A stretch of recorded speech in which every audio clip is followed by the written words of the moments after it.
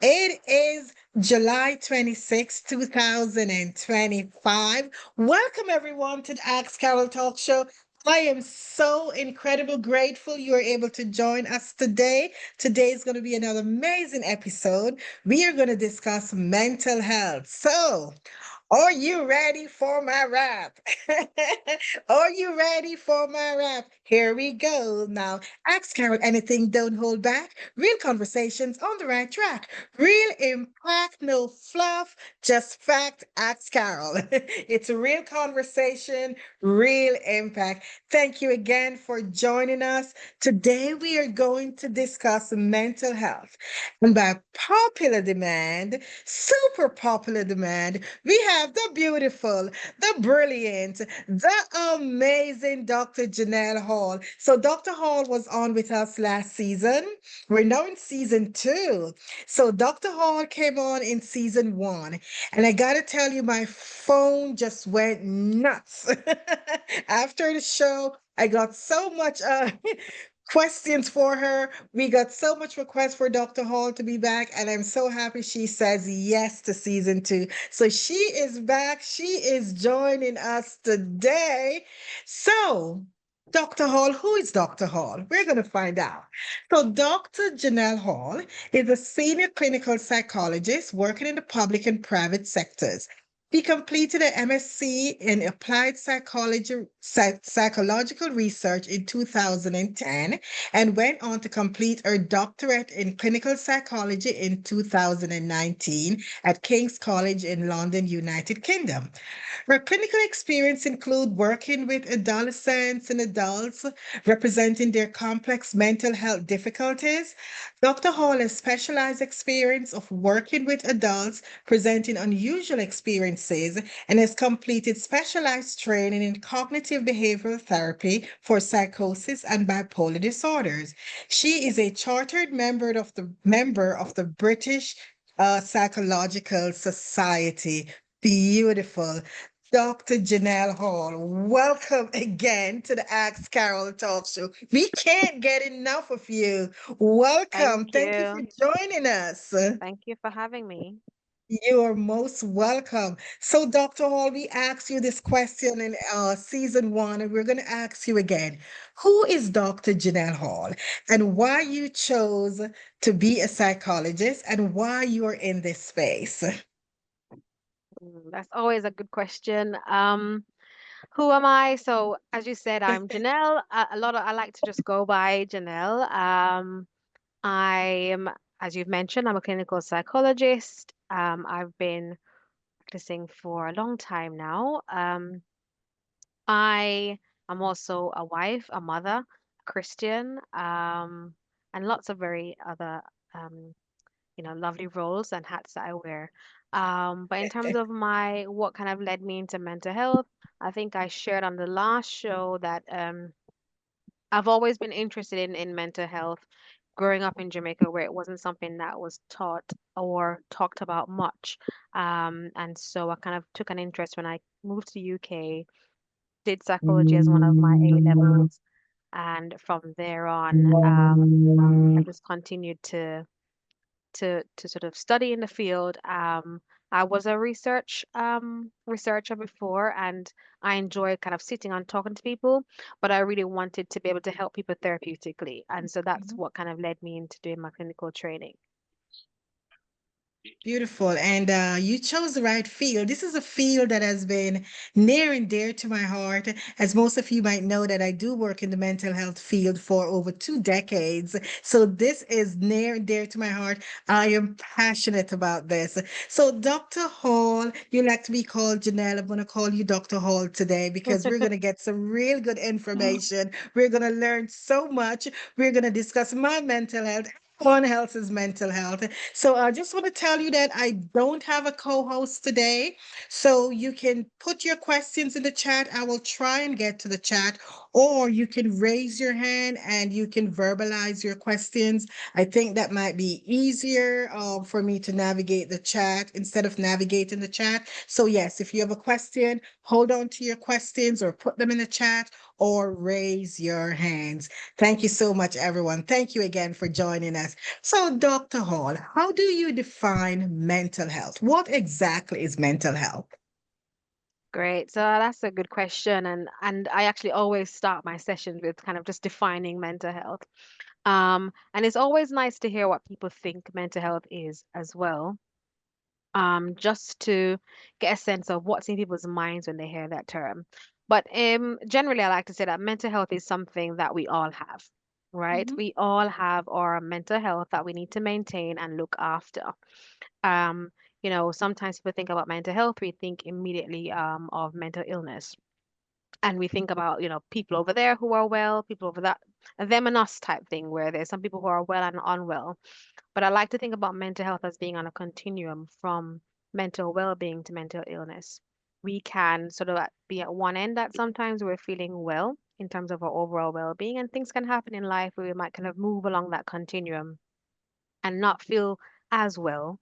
And so, yeah, just the first point to say is that mental health is something that we all have, and that can change over time. It's mhm, how we see ourselves, how we see our bodies, our lives, how we manage the ups and downs in life. Um, how we look after ourselves in terms of, taking time out just to be kind to ourselves and compassionate and looking after ourselves in terms of that self-care. um, as I said, it's something that we should look after in the same way that we're looking after our physical health. Our mental health is mhm, something that we also need to be looking after. But it's also knowing when we need to ask for help, and being able to ask for it. That's what kind of keeps us well in terms of our mental health. But hopefully that answers your question. I think the key takeaway point is mental health is something that we all have. It's something that we need to look after. It exists on a continuum from being mentally well to mentally unwell, and that can shift and slide according to what happens in our lives. good. Very good. And you're right. Mental health is something that I think we all have or have experienced at some point. So, what is the difference between mental health and mental illness? Right. So, like again, I like to use the example of physical health. We all have our physical health, right? We wouldn't necessarily say that we have a physical illness if we're not physically Mhm, unwell and we're looking after our physical health. So, again, with our mental health, it's something that we all have and we need to maintain. mhm, And as I said, it's kind of thinking about our overall well-being, how we think, feel, and behave in our day-to-day life. But mental illness, on the other hand, is when there's something that might be going on for somebody, like depression or anxiety or any other condition, mhm. that might make it feel difficult to live your life in the way that you'd normally be living your life, doing the things that you'd normally be doing or things that you'd normally enjoy. Um, so yeah, that's the difference. So I guess again, likening to physical health, in the same way that we might have physical health conditions that can affect our body, or mental health, mental illness can affect the mind, can affect our emotions. But just like we look after our physical bodies, it's important to look after our mental health and our minds. Absolutely. Absolutely. And what do you think is the biggest misconception about mental health today? Do you know what? I'm gonna answer that, but I'm keen to also hear if people can put in the chat about some of the misconceptions that they've heard, or things that they hold in mind about mental health that feel unhelpful, and we can address those as well. But I think probably one of the biggest ones is that mental illness, or having a mental health difficulty is a sign of weakness. Hmm. That you're somehow weak because you are finding things difficult or struggling with your mental health. I think that's one of the biggest misconceptions and one of the things that put a lot of people off. Carol, iPhone, Sorry, just please, waiting Mike. to Thank mute. you.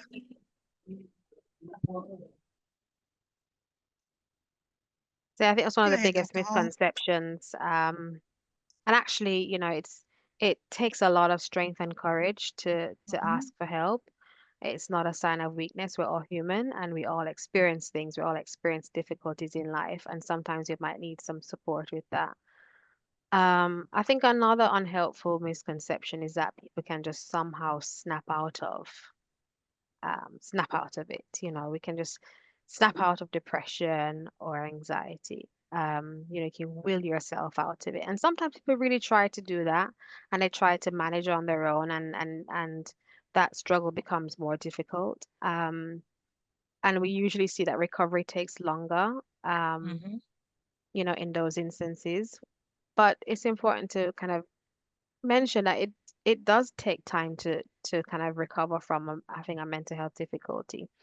Um, and that's okay. It's okay to seek that support. But so yeah, one of the misconceptions would be, we need to just get it together, snap out of it. I think that's a very unhelpful thought that is out there, unfortunately. Yeah, and I think Um, I agree. I do think that's a big misconception. You can't just snap out of it. I'm feeling sad and depressed today, and okay, I just snap my fingers and it's gone. It doesn't quite work like that, correct? yeah, Let's yeah. hear what our participants have to say about that one. What is some of the misconception that you think about mental health? If you can raise your hand, we can I think it's easier. I don't have a co-host today, so can anyone chime in on that one? Can you just raise your hand and I'll get to you? Or unmute your mic and you can just ask the question for Dr. Hall. What do you think is the biggest misconception about mental health?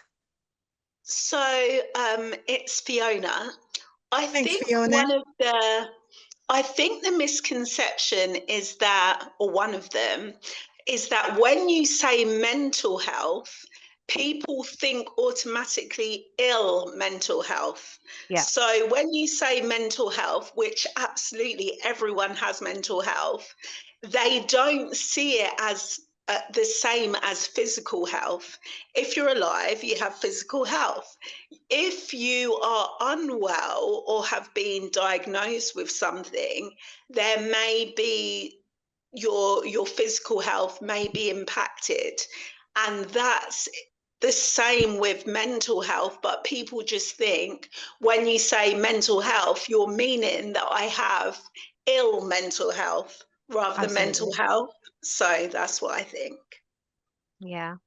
Thanks, Fiona. Absolutely. And that's why I kind of harp on about this, this thought, this idea that mental health is something that we all have and we all need to maintain.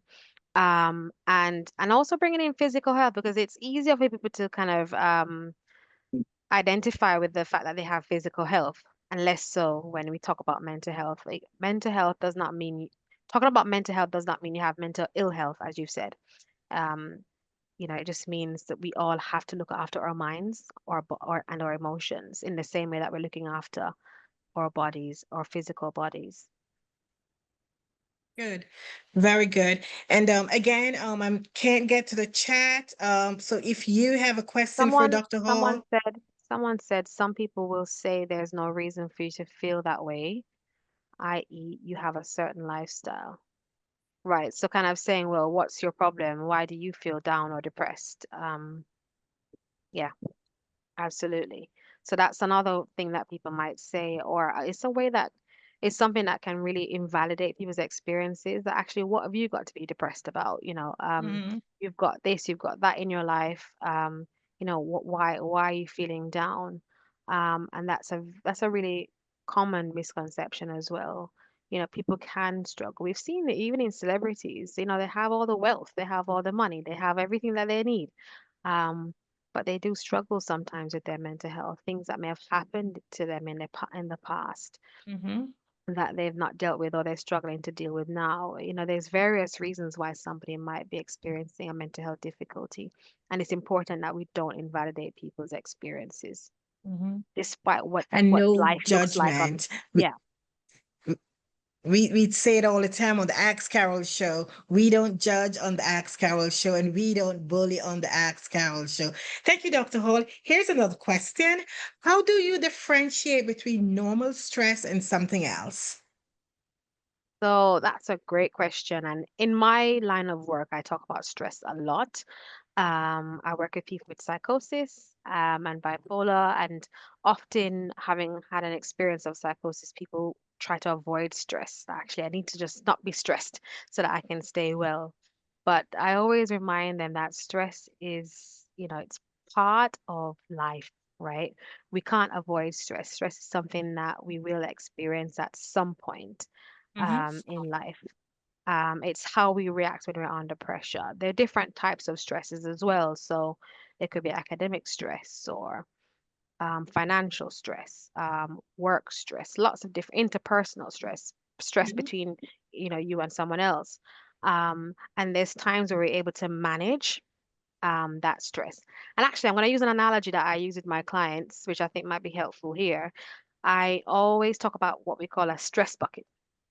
Right. So imagine you sort of have a bucket and that bucket fills with water. That water represents your stress. There's different taps kind of filling up your bucket. So as I mentioned, academic stress, financial stress, relationship stress, different things.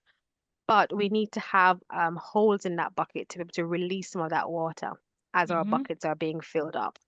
And that's those holes are coping strategies or ways of coping with stress. If we haven't got enough of those coping strategies, that water level is gonna fill. That water level in that bucket is gonna rise. Um, and as those stresses continue, i.e., the taps keep filling up our buckets, there's gonna be a point where that water will spill over, right? Our buckets will be spilling over. And so hopefully in that example, what you will get from that is it's that spilling over that Mm-hmm. starts to represent when things aren't going so well, right? If we have reserve in our buckets where we're sort of having stress, but we're managing, we're having coping strategies, we're having ways to release some of that water that's filling up our buckets, we can sort of manage, we're staying well. But when we're sort of seeing that that water level is rising and our buckets are being filled up and we're not having enough ways of releasing that stress, that's when Mm-hmm. we might start to see mental health difficulties. Good, very good. I love that. And what is the most common issue, Dr. Paul, that people seek help for in your experience? And is it a male versus female? Do you find that females seek help more than males? Interesting. People seek help for a range of different problems. So in my private practice, people tend to seek me out for um, problems like anxiety, Mm-hmm. depression, low self-esteem, relationship issues, or kind of difficulties with transitioning in Mm-hmm. some way, whether you're transitioning from a job or a relationship or something that's quite stressful. And sometimes I get people who seek me out not because they're in crisis, but because they just want to better understand themselves. Mm-hmm. Their histories, things that maybe they have experienced and wanting to better understand how that shapes them as a person, and wanting to find more helpful ways of kind of coping and navigating life. Um, so I see people who are kind of really struggling, and then I have some people who are they're not necessarily in crisis, but they want to sort of find better ways of understanding themselves and managing. Um, I'd say, I mean, it is known in terms of the research that women are better help seekers than men. There are lots of reasons why um, men might not seek help as readily as women. There's a lot of fear and misunderstanding or even just the stigma and as I mentioned before, this idea that it might be weak of me as a male to ask for help. Mm-hmm. And that goes across mental and physical health. Women are more likely to go and see their GP about a physical health issue than men. And so yes, I see in my practice, my private practice, I see more females than males. Um, and actually a lot of my clients are Black women. On the contrary, well, what you might see in services now, like services that I work in, statutory services or mental health services, you might see more men presenting. And unfortunately, sometimes the they enter the mental health system through more adverse pathways. So that Mm-hmm. might be via the Mental Health Act, so being section of the Mental Health Act, or coming via the criminal justice system.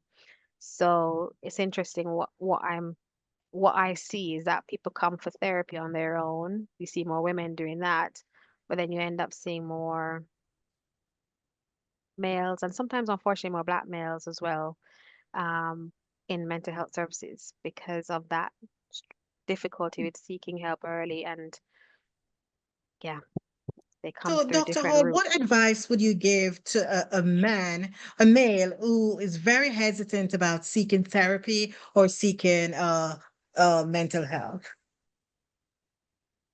Yeah, that's also a very good question. Um, I think, firstly, I'd say to them that I get it. I understand. Hmm. It is hard to ask for help. I think most of us can identify with at some point in life finding it hard to reach out to ask for help. It could be even a small thing, right? So even just to ask for help with you know, collecting something on your behalf, like something as small as that. And so I think, even to be able to open up to someone and say, I'm really struggling with my mental health, I think that's really tricky and hard to do. And so I'd firstly want to say that I understand it is hard.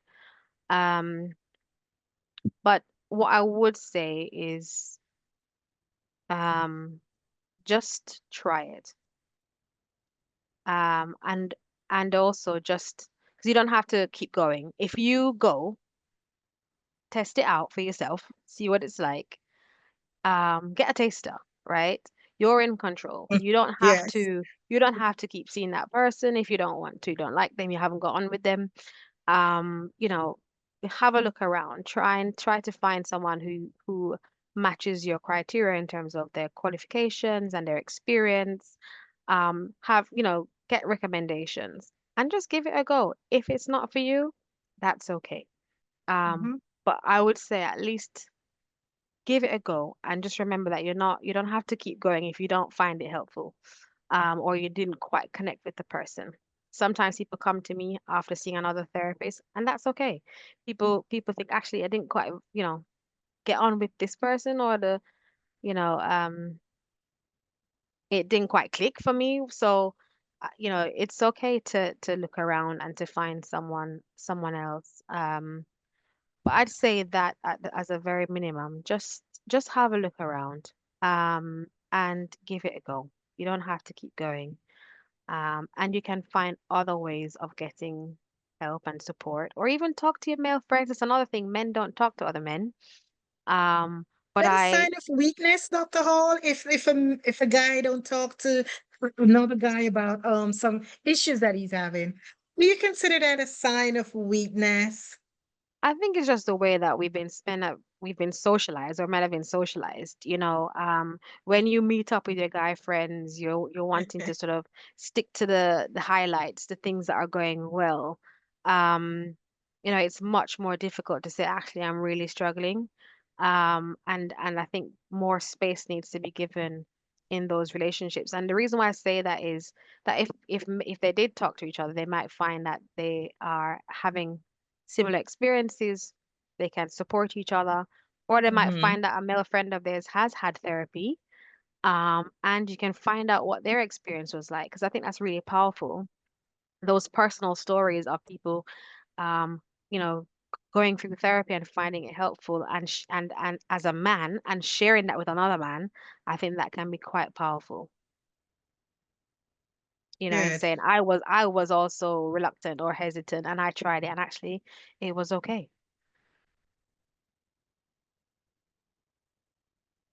Very good. Let's get some questions or comments from our participants. Again, you can put it in the chat, you can unmute and ask your question for Dr. Hall, or you can put it in the chat.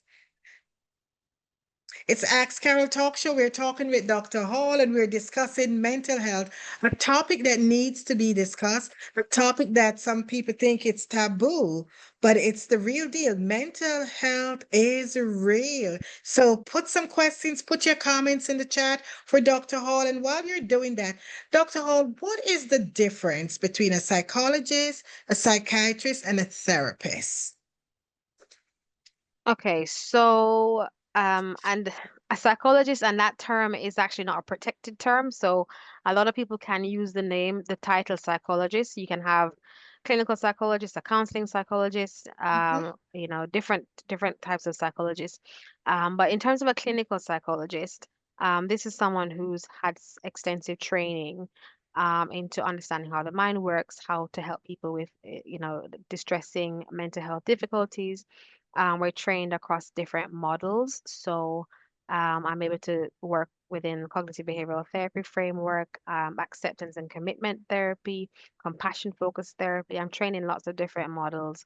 Um, and essentially, we're able to administer talking therapy to people to help with alleviating any distressing mental health difficulty.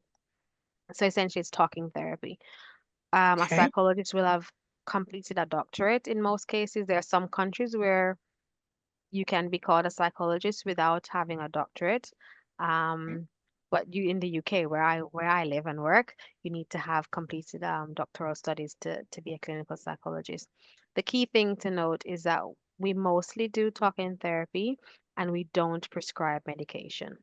Okay. A psychiatrist, on the other hand, is a doctor who is medically trained and they specialize in mental health. And so, for example, in my team, I work with my psychiatry colleagues, and they look after our clients in terms of their medication, making sure that they are, on the right medications. They review medications. They also have a responsibility in managing risks in the team, or they kind of named Hmm. as a responsible clinician. So they're quite, you know, well trained, and they mainly look after um, or one of the main roles for them is they look after our clients in terms of their medication. Some psychiatrists may do talk therapy. I know that's something that happens in the States. But their main focus is around kind of managing medication symptoms and risk.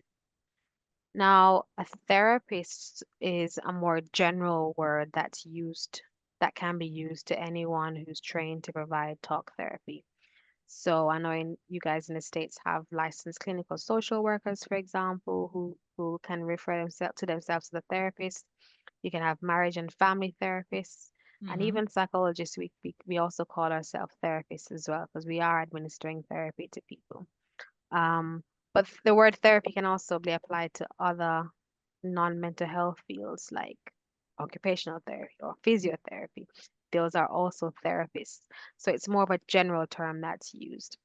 But I guess the key thing to know is that a psychologist focuses on the talk therapy, psychiatrist focuses on medication, symptom management, and therapist is a more general term that can be used for different types of therapies. Brilliant. Very well explained. Awesome.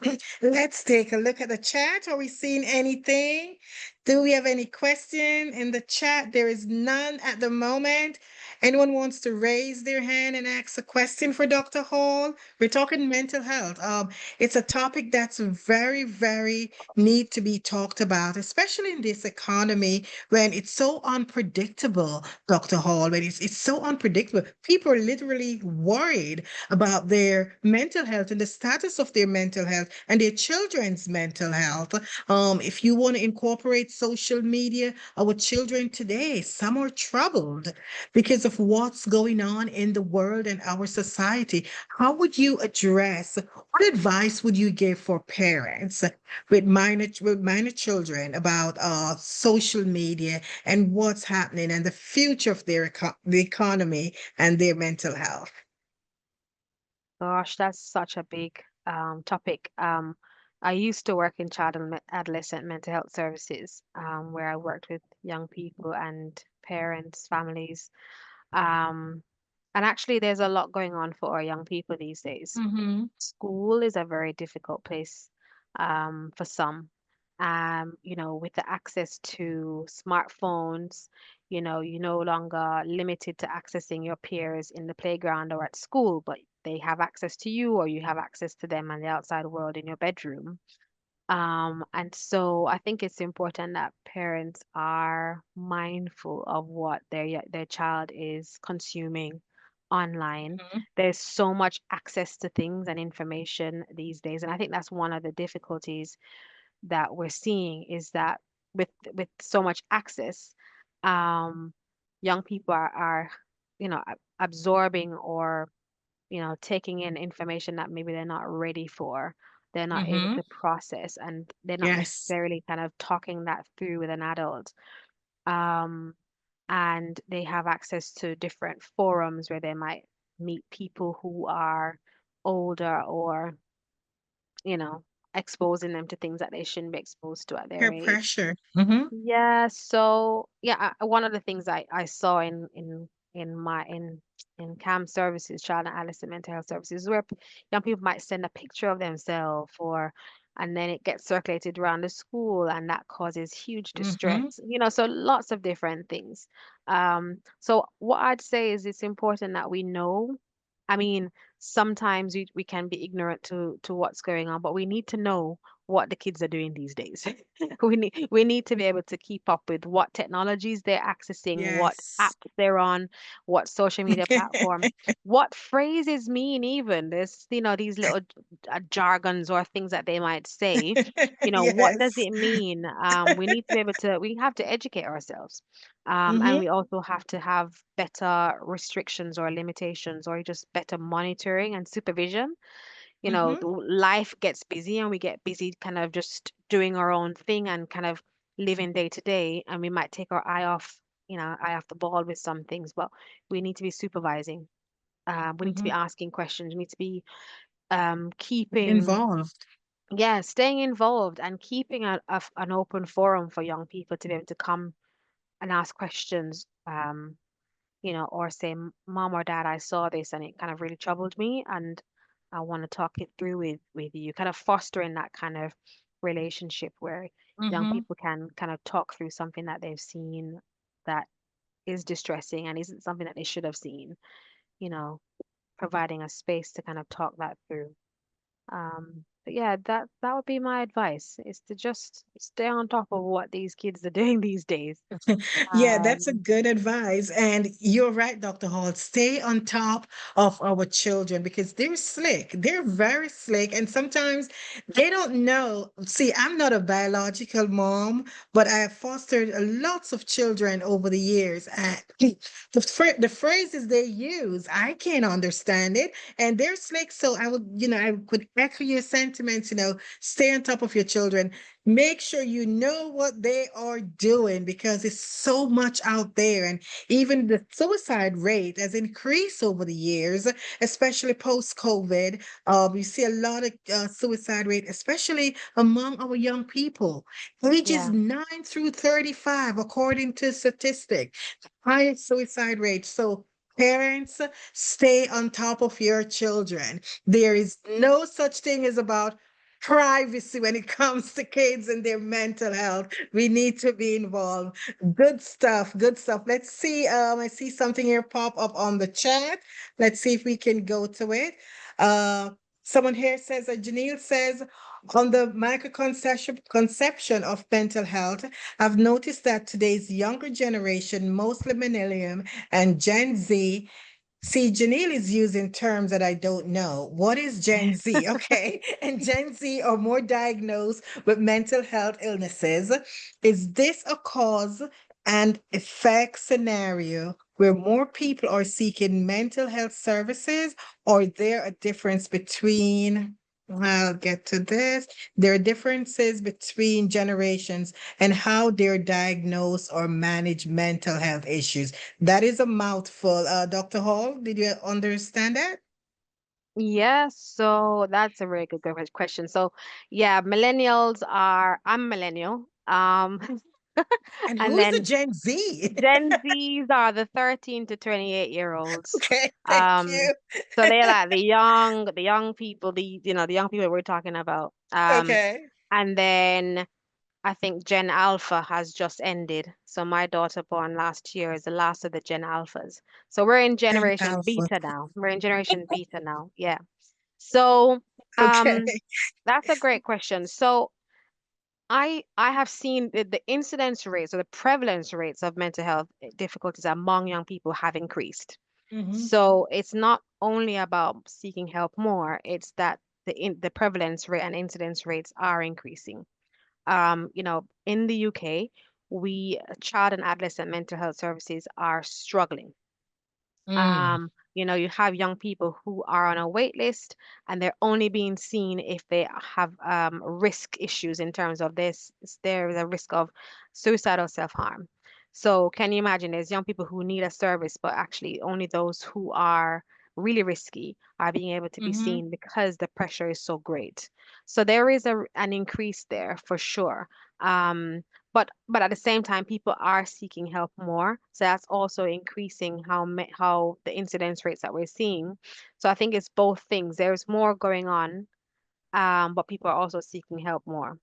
Particularly the Gen Zs and millennials. I see some millennials in therapy who are those people who I've described as wanting to understand themselves a bit better, a bit more, wanting to understand, their histories and their past and how that shaped them as a person. I've seen Mm-hmm. that, and Gen Zs, we're sort of seeing those are kind of the young people you might be seeing in the child and adolescent mental health service. Um, but and there is more diagnosis as well. So I think that's part of your question, how they're diagnosed or managed. So there are more young people being diagnosed with difficulty because they are approaching mental health services. Mm-hmm. But I definitely feel that the more we, it's almost like the more we're kind of trying to raise awareness and help with managing mental health, it feels like there's more incidents. And I think that's a reflection of what's happening in society right now. Mm-hmm. I think that's a reflection of what's happening globally. There's so many things that's going on that's affecting people's mental health and well-being. And I think particularly as I spoke earlier about young people in schools, there's something unique about some of the young people's experiences in terms of how they're experiencing school. There's a lot more bullying. There's a lot Mm. more, you know, access to things. Someone could put you on the internet and circulate you and yeah, it becomes a very distressing thing. Um, so I'd say what I mentioned earlier about the access to things and the things that young people are consuming, Mm-hmm. together with, I think sometimes you talked in one of your episodes about that generational gap. I think sometimes there is that generational gap where some parents of millennials or Gen Zs may not have experienced the types of struggles and difficulties that Gen Zs are experiencing. And I think that generational gap, together with sometimes a cultural gap or a Mm-hmm. cultural difference in how those parents were parented, how they then parent their child or young person who lives in today's world and society, with the types of pressures that we have today. Um, Sorry, someone was off mute there. Yep. Sorry. Go ahead, Dr. Hall. Yeah, I think that generational gap and cultural gap, it kind of presents a challenge in terms of being able to manage the types of difficulties that young people are facing now. And so, because, sometimes you might find that parents really don't understand, and they really don't know how to help their young person. And so Mm-hmm. services are more pressured as well as a result. Doesn't And do you explain find that everything. the teachers are the one to first identify that a child is in a mental crisis before the parents do? Sometimes, Okay. it depends. There are times where an alarm's been raised, so to speak, or someone has raised a concern about a young person, and it might be that there's also mental health difficulties within the family, or um, kind of parents experiencing their own mental health difficulties or stress, and may not be able to sort of respond to that concern in the same way. Um, but I think it's both cases where parents are concerned and knocking at the doors of mental health services to say, please help my child. Mm-hmm. And you've also got teachers who have that responsibility and will also raise that concern, um, with different agencies, like social care or mental health services. So yeah, I think it's both. I think it's both that can kind of raise the alarm. Okay. Then thank you, Dr. Hall. Let's go back to the chat from Jordan. these generations, Gen Z and Gen Alpha, here we go again, Gen Z and the Gen Alpha are very sensitive compared to how the boomers and the millennium were raised. That is a good point. Very good. Thank you, Jordan. Fiona, you raised your hand. You have a question for Dr. Hall? Yes, please. I wish to ask whether mental health illnesses are hereditary. Oh, So, good if you question. have someone in your family that has, for example, schizophrenia or bipolar or anything like that, is there a chance of it being hereditary? Okay, so that's thank you, Fiona, for that question. It is a good question, and there's always been that kind of nature nurture debate. And the most of the literature points to there being um, in some cases a genetic predisposition. So somebody might be predisposed to experiencing a particular type of mental health difficulty, but not because you have someone in your family who has schizophrenia means that you will have schizophrenia. There's also the social and environmental factors that might also play a role in whether someone goes on to experience a mental health difficulty. So, to answer your question, genetics don't explain everything, and it doesn't mean that you will go on to experience that difficulty, but much of the literature points to there being what we call a genetic predisposition or a vulnerability to experiencing similar difficulties, but that can all be shaped according to that person's social and environmental factors. You know, how are they raised in terms of the family? Um, so if you think about it, if someone's mother, for example, has schizophrenia or severe mental health difficulty, that's not just the genetics, that's also going to play a role in terms of how that mother parents that child, in terms of the warmth, the availability, the emotional availability to that child. So it's not just the genetics at play, it's also what's happening in that young person or that person's environment or their social circumstances. Hopefully that answers your Yes, question. that does. Thank you. Very good. Thank you, guys. We're still on the Ask Carol Talk Show. We're speaking with the beautiful and amazing and brilliant Dr. Hall. And here's another question for you. So, as a psychologist, how do you personally cope with stress? That's a very good one. Um, I think that as a psychologist, I have an advantage in that I have, knowledge and experience of using various tools or coping strategies that I can draw upon in my own life. I'd say day to day, the way I manage stress is to be able to tune in with myself, to tap into, what's going on for me. So stopping to check in, how am I doing? How am I feeling? What's going on for me? Particularly if I'm feeling that stress, you can start to feel that stress in your body. You may be noticing in how you're breathing, kind of stopping and checking in on what's going on, what's contributing to my stress. That's the first thing I try to do. And then I might think about, okay, what do I need to do now to help myself to manage that Mhm. stress? Do I need to talk to someone? For example, I might talk to my husband. Do I need some time to rest? Do I need to sort of take a break from certain responsibilities? Um, do I need to plan a day out with a friend so that I can, connect with others? Do I need to go for a walk so I can sort of look after my body? So there's various different things that I might do, but I think it starts with just being practiced in checking in with yourself so that you can be aware of when that stress level is rising. Going back to that bucket that I was describing earlier, that stress bucket, where is your water level in terms of your bucket, and what do you need to do to punch some holes in there to help you to release that stress and to cope better. So yeah, I think those are the things that I do. Very good. And I will do the same. So thank you for what you do to help me to cope with my stress. So, Dr. Hall, I know men are here on the Hacks Carol platform, and we also have our ladies who love shopping. Most of the ladies we just love, and we use the excuse retail therapy. How would you advise us if our stress is because of financial stress and we use the excuse I need retail therapy to manage my stress, but it's not helping because your situation is financial, but you're spending thinking that can help. What advice would you give to us ladies? And men love Oh. retail therapy as well. Yeah, so okay, I'm gonna go back to my stress bucket because I think again that I wish I could put it on the screen as well to make people see that, but I might try and find it while we speak.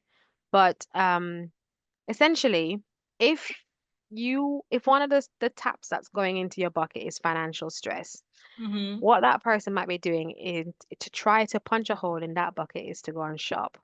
But actually, what you might what we might kind of frame that as an is an unhelpful coping strategy. So instead of actually releasing water from your bucket, you're actually feeding it back into your bucket, right? Because Mm. actually that you're trying to release the stress, but you're actually kind of contributing to the stress. So that water isn't going anywhere. It's kind of going out but coming back in. And so that's one of the ways to kind of visualize that in the first instance. So it's thinking about how else. So people cope in the ways that they know best, right? And Hmm. so again, as you mentioned on your show, no judgment. We don't judge in terms of how people try to manage. What we might say is we can understand why you try to cope in this way because it's what you've always done and how and what you've Hmm. always known. But now that things are difficult with your finances, how might you learn to cope differently or manage differently? Is there another way that you could be releasing some of your stress that helps you to cope in a helpful way and to actually help with reducing that stress level. That yeah, help with reducing your stress level. So that's what I'd be saying to that person is let's have a look at other helpful ways of coping. You know, understanding why you do it, why you shop. Hmm. You know, how else can you achieve a similar feeling without spending money? Is there a way that you can do that? And just exploring those options with the client. Brilliant answer. Brilliant answer. Let's take a look at the chat. Are we seeing anything in the chat? Guys, put your questions in the chat or raise your hand if you would like, if you prefer raising your hand, or unmute your audio and ask Dr. Hall a question on mental health. We're getting some really good information here on mental health. So, any questions in the chat? Nothing yet at the moment. No hands are raised. So, Dr. Hall, how does your relationship with others affect your mental health? Oh, that's an interesting question. How does my relationship with others affect my mental health? Hmm. Um, are you talking about me personally or just generally? Both actually, if Oh, you don't okay. mind answering. Yeah, so I'll start with the general. So in generally, where people may have unhealthy or difficult relationships with others, that can be a major stressor for some Yes. and can really impact your mental health. Particularly where, you know, you really wish and hope that someone would treat you differently or behave differently towards you. And that's not happening. That can be really distressing. Um, and again, in terms of that stress level, that stress bucket I talk about, interpersonal stress, that stress and that relationship between people, that can be a stressor for people. And sometimes people talk about, you know, having to cut people off or set boundaries, Mhm. or limit their interaction with people, in order to look after their mental health. Um, and so yeah, because there is that distress that's ongoing, the more access some people may have, you know, to you or having sort of limited boundaries with them. And finding it difficult to maybe assert yourself or communicate what you need in those relationships, that can also cause stress and affect some people's mental health. Might lead to low mood, depression, isolating yourself, that kind of thing, or even just being anxious when you think about meeting up with particular people in your life where you just don't know what the interaction is going to be like or how to manage that. So that's kind of more general. I'd say again, I have the advantage of having lots of tools, within my own toolbox as a psychologist, as a therapist, as a professional. Um, I try to manage my relationships with people in a way that make helps me to look after my general and overall well-being. Mm-hmm. Sometimes I might be more available, and other times I might be less available. And I do that depending on what I need to do for myself. And sometimes I may communicate that, I might need, I'm just taking a break in some ways. You might communicate that to some friends or family. Um, but generally, I try to be available. I try to be there for people in my life. Um, but yeah, I think you just have to try and find that balance between being there but also looking after you. Um, And for me, so far, it's not affected my mental health. But as I said, I think that's mainly because, you know, I have the advantage of being able to use certain tools and strategies. And I actually think that if I wasn't a psychologist, there's some things that I would struggle with more because, Yes, I'd always talk about having the tools. Sometimes you just haven't learned the tools or the strategies or have the skills to be able to do certain things. mm-hmm. And I think that my profession has afforded me the those skills and that ability to manage in that way. And I always try to use, you know, to teach those things to my clients so that they can do the That's true. same in their lives. Yeah. And you have to have that balance while looking after yourself, which is priority. You still need to be there and show up for your families and your friends. So you have to have that balance.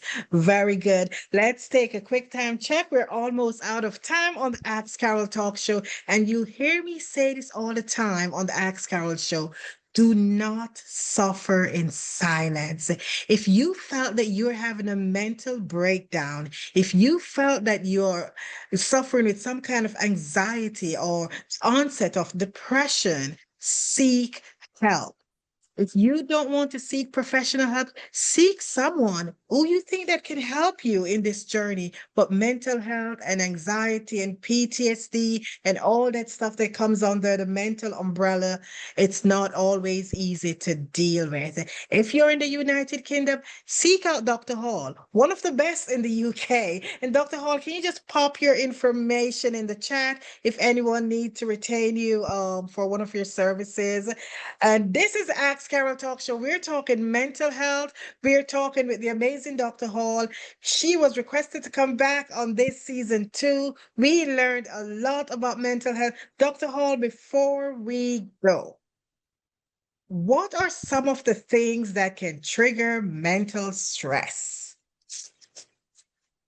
Okay. So I've just popped my website, my professional website in the chat. People can go there and have a look. What are some of the things that can trigger mental stress? So, or mental health difficulties. Is that was that Mhm. the question? Yes, what are some of the things that triggers our mental stress? Yeah, so I think one of the main things would be major life events, things that happen in people's lives. So it can be positive, it can be negative, it can be, Mm-hmm. something like a bereavement, but it can also be big things as well in people's lives, like getting married or moving countries or buying a house. These are positive things, but they bring stress as well. Mm-hmm. Um, relationship difficulties, as I said, a relationship breakdown, illness as well, physical illness, being diagnosed with a physical illness can affect people's mental health and and stress that people experience. Um, yeah, I think those are the main ones. I guess I'm focusing more on just those major life events. But Mm-hmm. also like smaller things, things that happen, the ups and downs, the day-to-day challenges that Yeah, people experience. You mentioned finances, you know, um, those things. medical. Even having a child, some people might experience like postpartum depression. Like there's this is again a positive thing in someone's life. They've had a child, but it might bring along some stress. So there's lots of different things that can contribute to someone experiencing stress or distress. But I guess what I'd probably want to focus on is that the point is that it's important to be practiced in checking in with yourself and to know when things are not okay for you. When things are starting to affect your day-to-day functioning or live the way that you'd usually be living your life, the things that you'd want to be enjoying or you used to enjoy, then that's when you might kind of want to seek some help. It's okay. As you always say, it's okay to ask for help. It's not a sign of weakness. And as I said Mhm. earlier, it actually takes a lot of courage to seek help and to ask for that support. Um, and yeah, you don't have to go to therapy as well, only when you're in a crisis.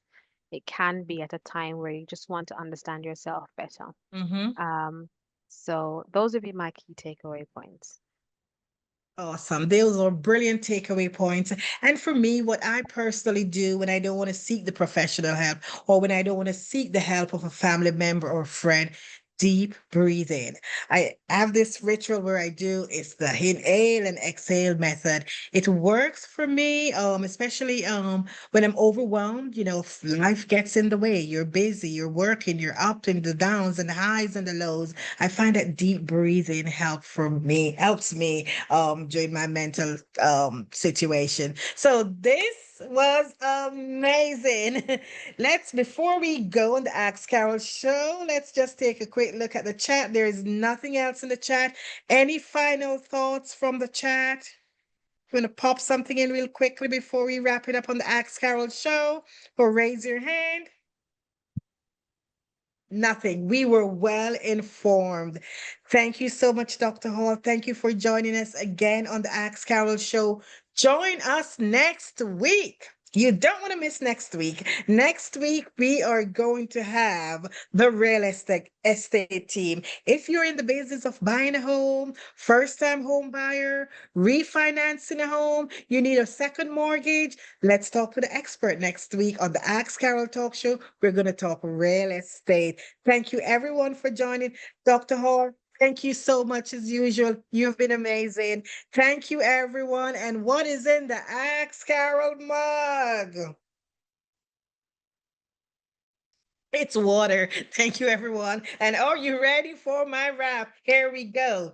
Ask Carol anything, don't hold back. Real conversations on the right track. Real impact, no fluff, just fact. Ask Carol, the Ask Carol talk show, where real conversations, real impact. Thank you again to the amazing Dr. Hall. Thank you to everyone who joined in today. My families, my friends, I see you on. Thank you so much. Join us again next week for another episode on the Axe Carol Talk Show. It's been amazing. Thank you, everyone. Good evening.